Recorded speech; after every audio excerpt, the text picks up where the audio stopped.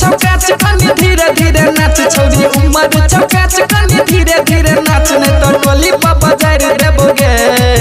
ढोरही पकिला गाड़ी देबोगे नया लहंगा के फाड़ देबोगे ढोरही पकिला गाड़ी देबोगे नया लहंगा के फाड़ देबोगे ढोरही पकिला गाड़ी देबोगे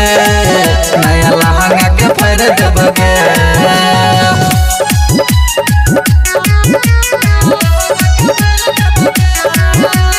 डीजे ओम शंकर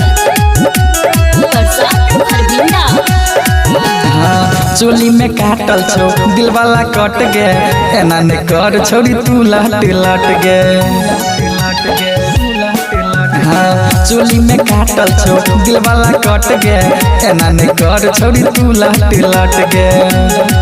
हमरा आँख नहीं देखा गलत भाई मी हटा हमरा आँख नहीं देखा गलत भाई मी हटा नहीं तो वरनी के जायर देबोगे ढोरही पकिला गाड़ी देबोगे नया लहंगा के फाड़ देबोगे ढोरही पकिला गाड़ी देबोगे नया लहंगा के फाड़ देबोगे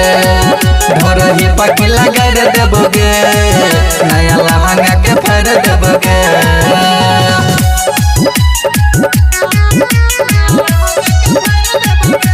डीजे ओम शंकर छोरी चढ़ल जवानी तोहर जना गोदाम गे फ्री में कते दिन बेचबे सामान गे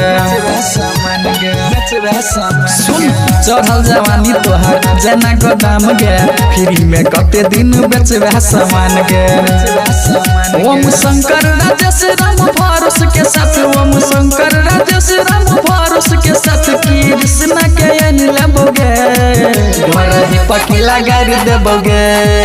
नया लहंगा के फाड़ देबोगे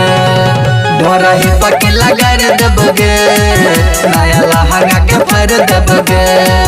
ढोरही पकिला गाड़ी देबोगे नया लहंगा के फाड़ देबोगे।